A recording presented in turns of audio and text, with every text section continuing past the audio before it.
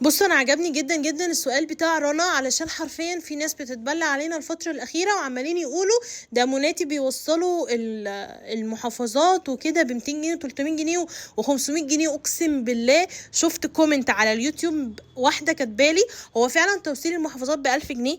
انت بتهزري؟ عشان واحدة كانت كاتبة كومنت وبتقول لها توصيل المحافظات 1000 جنيه. ايه يا جماعة، بالراحة شوية، خفوا علينا بجد.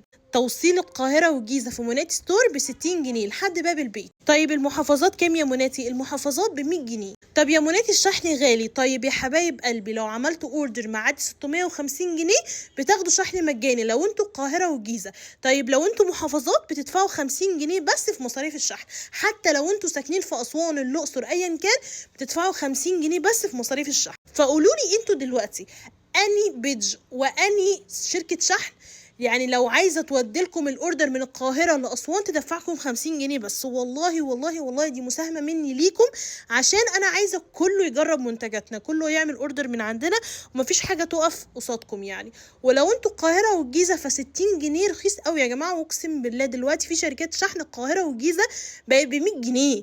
فاللي هو 60 جنيه يا بلاش. ده غير اللي انتوا لو طلبتوا اوردر معاد 650 جنيه كمان بتاخدوا شحن مجاني. ده يا بلاش البلاش. اقسم بالله ما في دلع اكتر من كده.